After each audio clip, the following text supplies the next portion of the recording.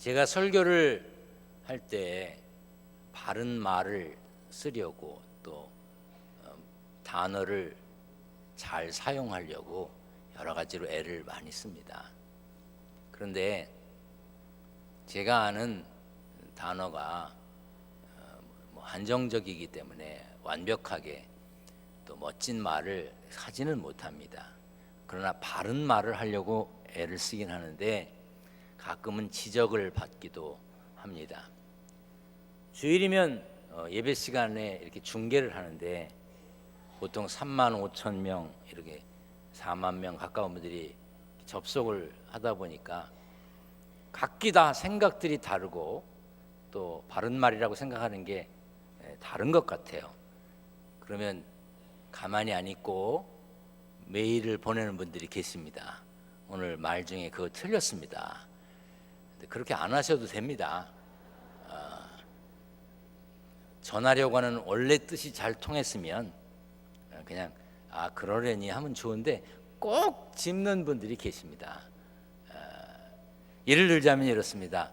그 사람이 그랬는데 그러면 안 된대요. 그분이 그랬다 이렇게 해야 된다네.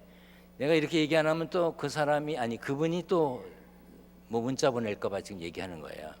근데 제가 그 사람이 그래도 나쁜 뜻으로 하는 건 아니니까 그게 무슨 언어학적으로 크게 못된 말이 아니면 좀 가만히 있으면 좋으련만. 사람의 이 목 위를 뭐라 그러죠? 네? 머리. 그럼 짐승의 목 위는 머리라 그러는 거 아니래요. 대가리라 그러는 거래. 아니 웃을 게 아니라 그게 맞대요. 짐승의 이 위는 대가리고 사람의 이 위는 머리라네. 이러니 참 제가 얼마나 어렵겠습니까? 그래서 오늘 대가리 얘기를 좀 하려고 합니다. 새대가리 그런 말을 하면 안 된대요. 그 말을 들은 사람이 내가 머리가 나쁜 사람이라고 지금 욕한 거야? 이렇게 생각을 한다는 거예요. 그런데 사실은 새가 꽤 똑똑하답니다. 미국의 밴더빌트 대학에서 연구한 바에 의하면 조류와 포유류, 젖을 먹이는 동물들과 새를 비교 분석해 보니까 조류가 포유류보다 똑똑하답니다. 그러니까 똑똑하지 못한 사람에게 새대가리 그러는 거는 표현이 잘못된 거예요. 그건 똑똑하다는 뜻이랍니다. 예수 믿는 우리는 얼마나 똑똑하냐? 다 보통 사람들이 믿지 못하는 영생을 믿는 사람이고 보통 사람들은 상상도 하지 못하는 천국에 간다고 말하는 사람들입니다. 이 보통 똑똑한 게 아니면 이걸 알 수가 없습니다. 그런데 애들한테는 아이고 똑똑하다 이러는데 어른한테는 뭐라 그래야 되는 거예요? 좀 해봐요. 어른한테는 뭐라 그래야 돼? 왜냐하면 제가 옆에 분을 쳐다보면서 참 똑똑해 보인다는 말을 하라 그러려고 그러는데 뭐라 그러는지 내가 알 수가 있어야지. 어떻게 말을 하면 좋을까? 자관 옆에 계신 분이 상당히 똑똑하다는 뜻을 말을 해야 되는데 안 하면 새대가리라고 말하는 거나 똑같은 거야. 자, 하여튼 옆에 분에게 참 똑똑해 보이십니다라는 뜻을 해봐요. 자, 시작.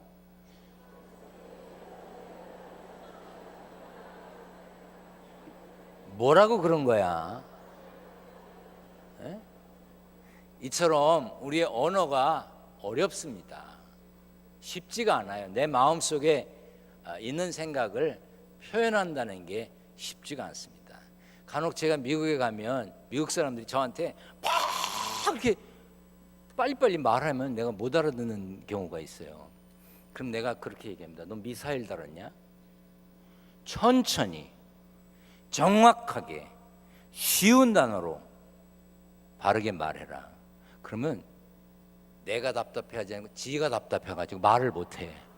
천천히 쉬운 단어로 정확하게 알아듣기 쉽게 얘기해라. 못해. 그러면 까불지 말래. 우리 말이라는 게 이처럼 어렵습니다. 그렇지만 옆에 분을 칭찬을 하는 말을 하신 건 맞지요? 아니에요? 혹시 세대갈이라고 그랬어요? 네. 우리 한번 더위에 어떻게 지내십니까? 예배 자리에서 만나서 반갑습니다. 이렇게 인사 한번 하겠습니다. 더위에 어떻게 지내십니까?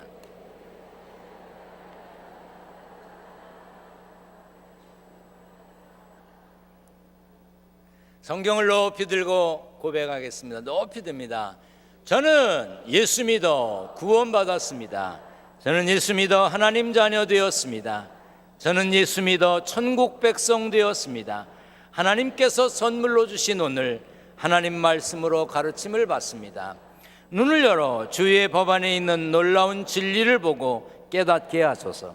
아멘으로 순종하여 하나님께 영광 돌리는 삶 되게 하소서. 아멘. 그런 삶이 되시기를 축원합니다.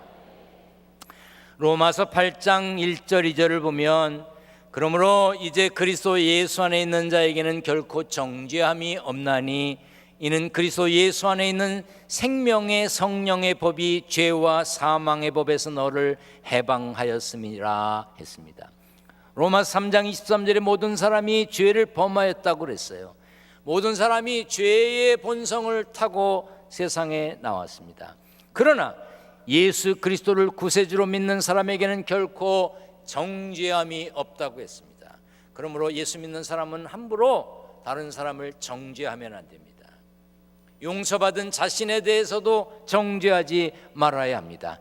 왜냐하면 죄와 사망의 법으로부터 해방되어 생명의 성령의 법이 우리를 다스리기 때문입니다. 일반적으로 범죄, 악, 도덕적인 잘못, 종교적인 규범의 위반 등을 통틀어 죄라고 말합니다.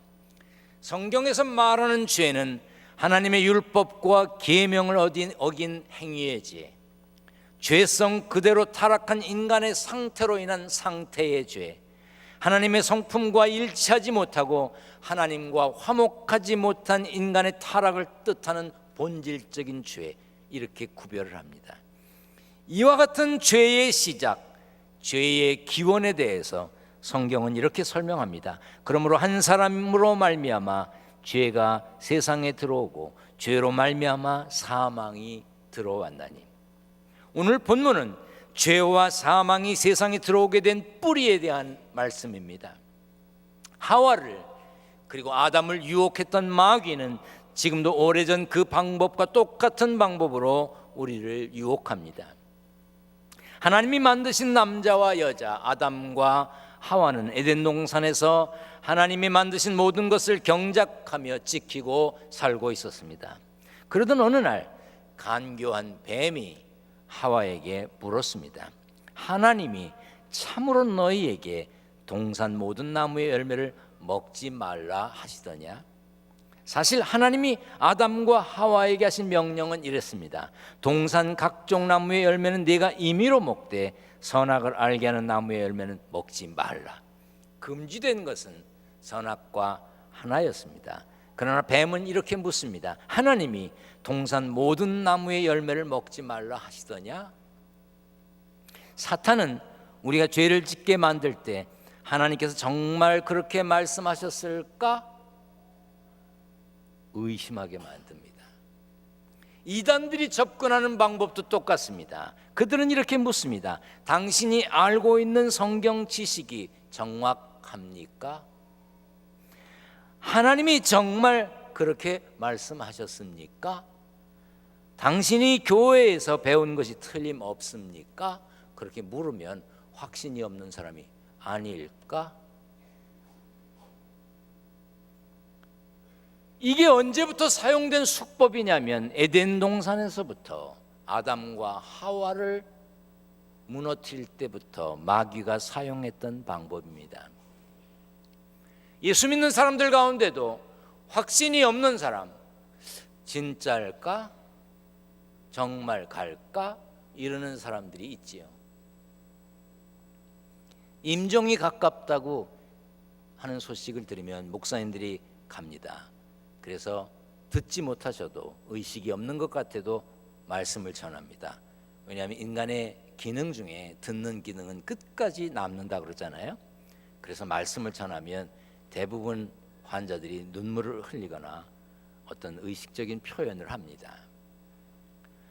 그런데 이 목사님은 임종이 가까웠지만 의식이 있고 말을 좀 하시는 분을 신방을 갔는데, 이제 예수 믿었으니 구원받았고 하늘나라의 주인공이 됐으니 평안한 마음으로 주님 만날 준비를 하시라고 권하는데도 갸우뚱하고 의심하는 거예요. 그러니까 목사님이 그 환자에게 요한복음 5장 24절을 약간 변형해서 읽어줍니다. 내가 진실로 내게 이르노니 내 말을 듣고 또 나를 보내신 이를 믿는 자는 영생을 얻을지 안 얻을지 두고 봐야 알겠고, 심판에 이를 수도 있고 안 이를 수도 있으니 사망에서 생명으로 옮길똥말똥 하느니라. 듣고 있던 환자가 성경이 좀 이상한 것 같았습니다. 목사님, 성경에 영생을 얻을지 안 얻을지 생명으로 옮길똥말똥 그런 말이 있습니까? 목사님이 대답합니다. 성경에는 그런 표현이 없습니다. 믿는 자는 영생을 얻었다고 되어 있습니다. 믿는 자는 구원을 받았고, 믿는 자는 하나님의 자녀가 되었고, 믿는 자는 영원히 삽니다. 믿는 자는 하늘의 시민권을 가졌습니다. 그러니 두려워하지 마시고 하나님의 나라를 기대하시길 바랍니다. 이렇게 설명을 했습니다. 여러분은 어떻습니까? 성경은 이렇게 가르칩니다. 다 같이 읽겠습니다. 오직 믿음으로 구하고 조금도 의심하지 말라. 의심하는 자는 마치 바람에 밀려 요동하는 바다 물결 같으니. 기도로 구할 때도 조금 더 의심하지 말라고 했습니다. 말씀을 들을 때도 마찬가지입니다. 하나님의 말씀은 살아있고 활력이 있어 어떤 검보다 예리하다고 그랬습니다. 그러므로 말씀을 깨닫고 믿을 수 있는 지혜를 구해야 합니다. 그런데 사람들이 어떻습니까? 하나님의 말씀을 왜곡합니다. 하나님의 말씀에 자기 생각을 더합니다. 하와는 하나님의 말씀을 자기의 입맛대로 바꾸었습니다. 하나님은 동산 각종 나무의 열매는 네가 임의로 먹되 마음대로 먹어라, 자유롭게 먹어, 이렇게 말씀하셨는데 뱀에게 이렇게 전했습니다. 동산 나무의 열매를 우리가 먹을 수 있으나, 그리고 하나님의 말씀에 없던 말도 더했습니다.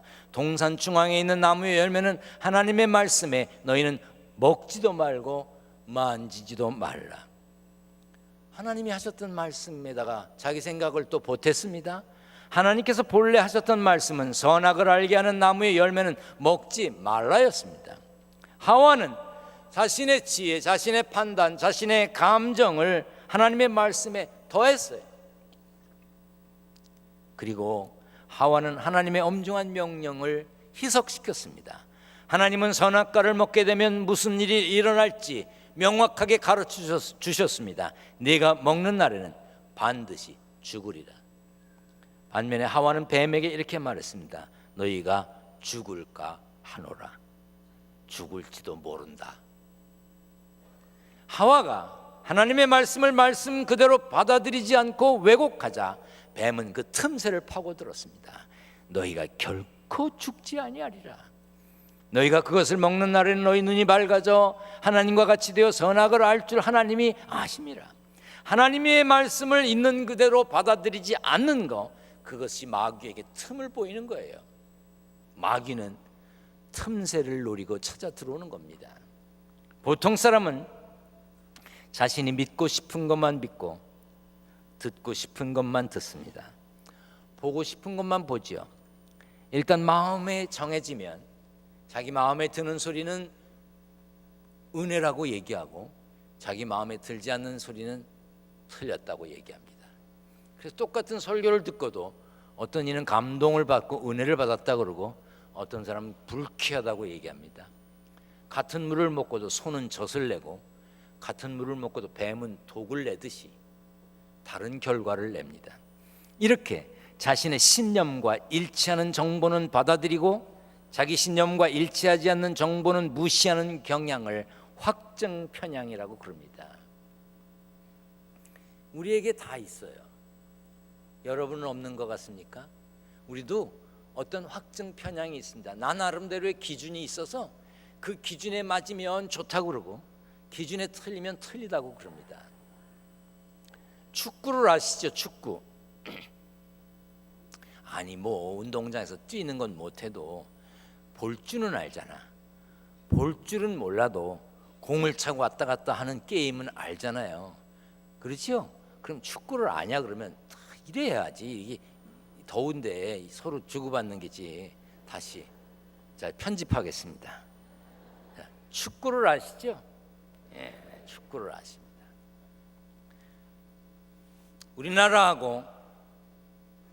우리나라가 별로 상대하고 싶지 않은 어떤 나라하고 축구를 합니다. 그런데 1대0으로 우리가 지고 있어요. 시간은 10분 남았습니다. 그런데 상대방에서 공을 안 차고 빙글빙글 자기들끼리 돌리는 겁니다. 그러면 중계하는 아나운서가 뭐라 그러니까 매너가 없대느니 스포츠 정신이 없대느니 이걸 무슨 축구라고 하느냐는 둥. 그러면 해설자가 그렇다는 둥. 당장 경고를 줘야 된다는 둥. 이런 스포츠맨십은 없대는 둥. 막 그럽니다. 그럼 우리도 같이 열받고 그렇다고 그러고 막 그럽니다. 반대로 우리가 1대0으로 이기고 있고 시간이 10분 남았습니다. 우리 선수들이 공을 돌립니다. 그러면 중계하는 아나운서가 뭐라 합니까? 참 지혜롭다느니 참 노련미가 돋보인다느니 해설자는 괜히 무모하게 공격을 했다가 공을 뺏기는 것보다 훨씬 잘한다는 둥. 이 패스도 기술이라는 둥. 막 이럽니다. 그럼 우린 들으면서 뭐라 그럽니까? 그렇지 그럽니다. 우리들 생각 속에 이런 것들이 있습니다. 우리나라 사람들은 어릴 때 창경원 같은 기억이 있을 거예요. 그렇죠? 예전엔 창경원에가의 동물이 있었어요. 제가 강원도 철원에 살 때 아마 초등학교 4학년, 5학년 뭐 이때쯤 됐을 거예요. 6학년 초에 인천으로 이사 왔으니까 우리 아버님이 창경원 구경을 시켜주셨어요. 괜찮은 아버지죠? 네. 근데 절대 나를 놓치지 마라. 꼭 나 따라와라. 그래가지고 조금만 원숭이보다 늦으면 팍 야단 맞는 거예요. 우리 아버님 아시죠? 네, 불 같았어요. 그 지금 가만 생각해보면 내가 동물을 봤는지 아버지 뒤를 봤는지 잘 모르겠어요. 어쨌든 옛날에는 창경원 같은 기억이 있습니다.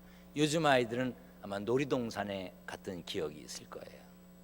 미국 사람들은 디즈니랜드 가는 그 기억이 있어요.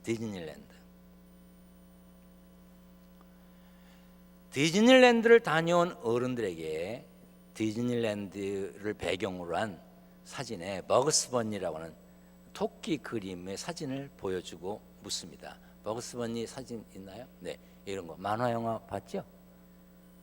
안 봤어요?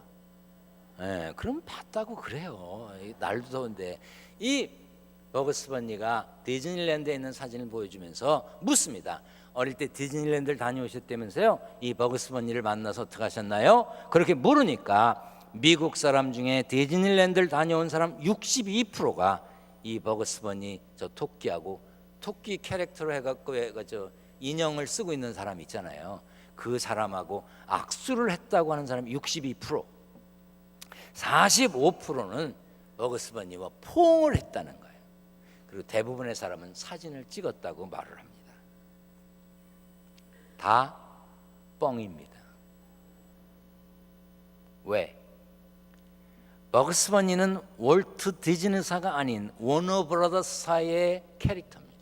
그러니까 월트 디즈니사가 운영하는 디즈니랜드에는 버그스 버니가 없습니다.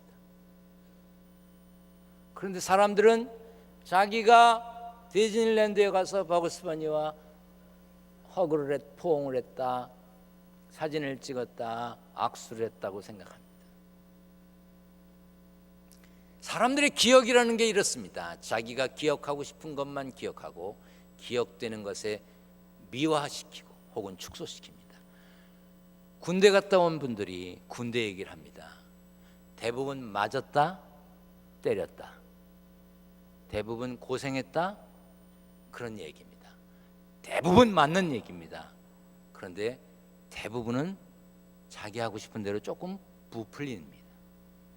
어떤 거는 자기 창피한 건 줄입니다.